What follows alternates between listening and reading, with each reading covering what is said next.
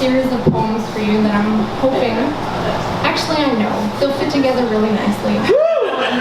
So if you could just hold your applause till the end, there'll be like 7 different poems, so just hold your enthusiasm till the end. Thank you. The itsy bitsy spider went up the water spout. Down came the rain and washed the spider out. Out came the sun and dried up all the rain. And the itsy bitsy spider went up the spout again. I want this to be our song of survival. Simple, minimal, easily graspable in a world where our stories are complex and complicated, blooming with nuance and gray matter. They make us rebellious truth-sayers who hope to become soothsayers, holding out for a better tomorrow. But it gets exhausting holding all my stories, and sometimes I tantrum, plant my feet, go on strike, and vow I will remain on the ground and never again risk being plunged down. But then I think of this spider, and it reminds me that there is no way to rise above unless you surrender to the perilous climb. The spider went up the spout until it got forced down, and then it went back up. May this be our lives. That is my prayer. May this be our lives. February 17th, 1986, approximately 8 p.m. Eastern Standard Time, Providence, Rhode Island, USA. A belly is split open, and then a cry splits the night, and a branch splits apart in my family tree, sucking something powerful from the roots to make its way up into the space above. And in that first moment, I wonder if something in me knew how far away I would need to grow from that point of origin. But there are other points of origin, too. There is the rib of Adam that gave us grandmother Eve. There is my ancestor who fell off the Mayflower, who was rescued, and so didn't fall off my family tree. God snatched him back, and that is how my family came to be. And then there were my grandparents, and the moment they found salvation. These are the pictures that frame my life. The Bible stories, myths, legends looming larger than life at the dinner table, and the tales before bed where we were handed down stories of our ancestors and their connection to we, their legacy, and how we were all connected by the blood of Jesus to his disciples.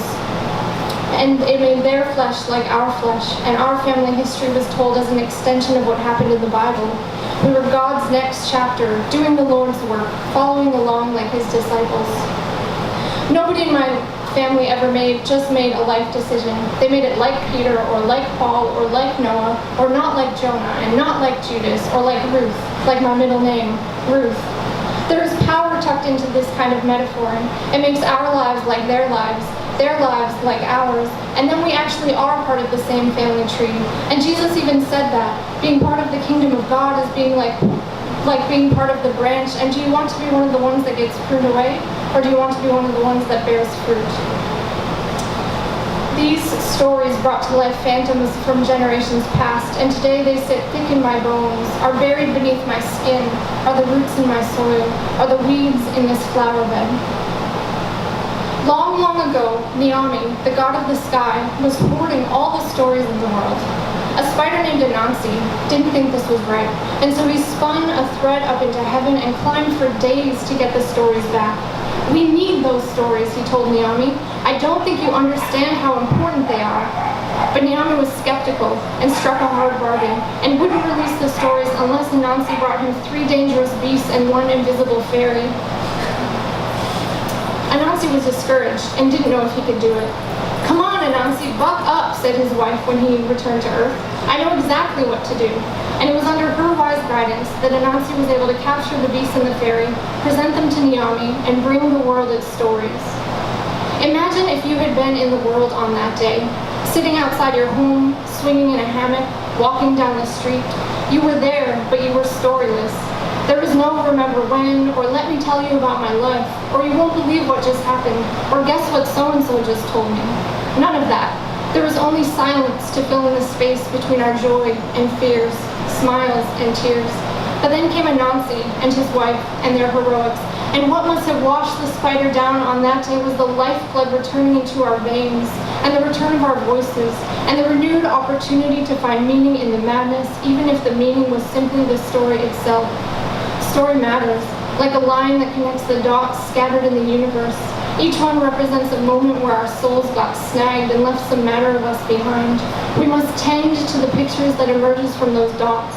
As the artistic in anguish, we must dig into each paint-by-number section of our lives, illuminating them through the tales we tell of how we got from there to here and where we dream of going next. And the words will spill out of our mouths like crumbs scattered behind Hansel and Gretel, our small selves who didn't know or couldn't or weren't allowed to stay out of the dark and twisted forest. But now we can, with that waterscot to the moon, we will learn how to climb with our voices on our backs and give them away. And in the giving, we will air out the rooms where our ghosts live. It will deflate the weight that trails in our wake. It will give us space to breathe. Because silence is suffocating, and holding our stories in is the fastest way to kill a soul. Anansi knew that better than anyone. In Genesis 32, Jacob, brother of Esau, son of Isaac, grandson of Abraham, sent his family across the river with all of his things and was left alone. He then wrestled with the stranger until daybreak, letting up only when the man popped his hip out of joint. Jacob refused to leave until he received a blessing.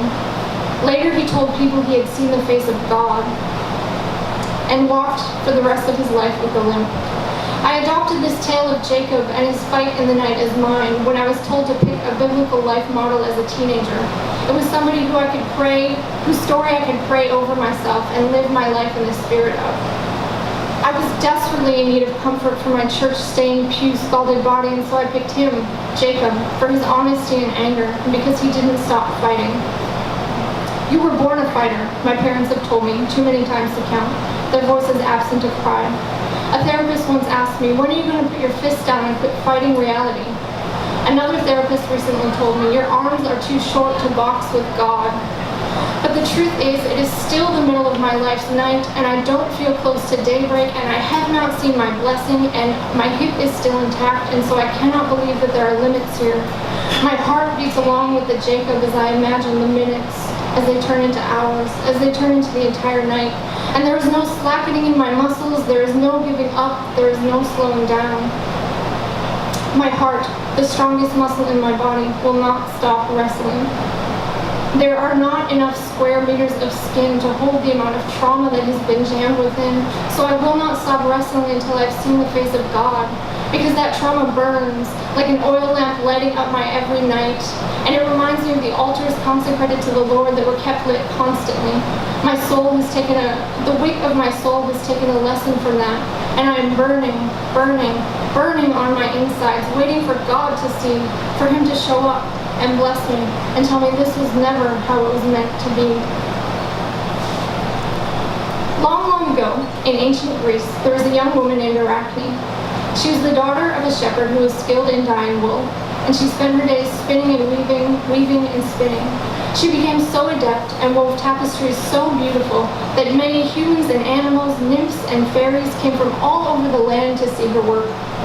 Unfortunately, all this attention went to Arachne's head, and soon the Greek goddess Athena caught wind of her boasting and went to pay Arachne a visit. They ended up in a weaving competition to see who was more talented.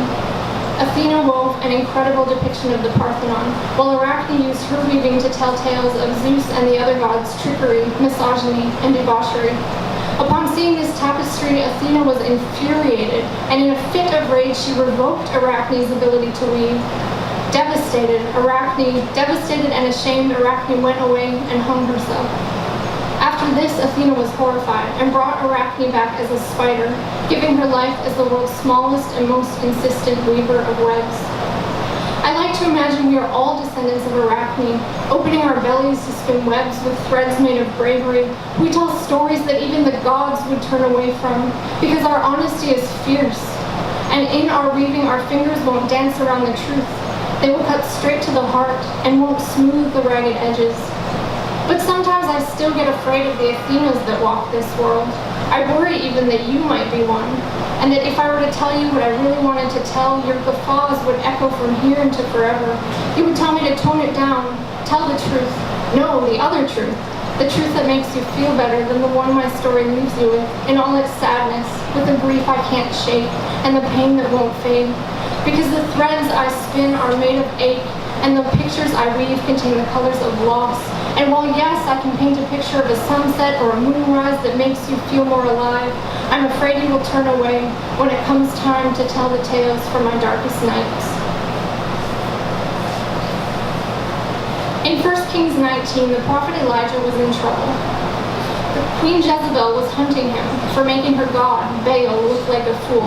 She had made a vow to kill him. So Elijah escaped into the desert, ran for his life for an entire day, and when he could run no further, he collapsed beneath a tree in despair. There, he was fed by an angel who said, "Eat, Elijah, and drink, for the journey is too much for you." So Elijah ate and drank and rested, and when he was ready, the angel led him to a cave and said, "Elijah, wait here for the Lord." So Elijah waited and stood on a mountain and looked to the sky, and then a great wind passed by, but the Lord was not in the wind. And after the wind came an earthquake, but the Lord was not in the earthquake. And after the earthquake, a fire, but the Lord was not in the fire. And then came a still small voice, and that voice was the voice of the Lord. At the juncture of this story and my life, you'll find a fracture. I mentioned it earlier, the crack at the base of my branch of my family tree, a gap that began widening when I made my own Elijah escape from the family home. I ran for my life, away from nights of rape into nights of alone, and I cried, and I prayed, and I waited, and I thought maybe there would be an angel, and maybe the Lord would come and touch some of the ugly to give me relief. But the fracture widened while I waited, and more cracks appeared at the hands of the earthquake and the wind and the fire that shook me out of denial, and then out of the closet, and then out of the church. And I used to believe in that story, and I used to believe in that God, but now I can't, won't, don't know how to paint a picture of the depth of pain that departure has left me with. Remnants of a life I once imagined that now can never be. And that pain resides in my body, holds my heart hostage in a place beyond words, where there's a picture on a wall of a black sheep with weep in its eyes and mourning in its throat.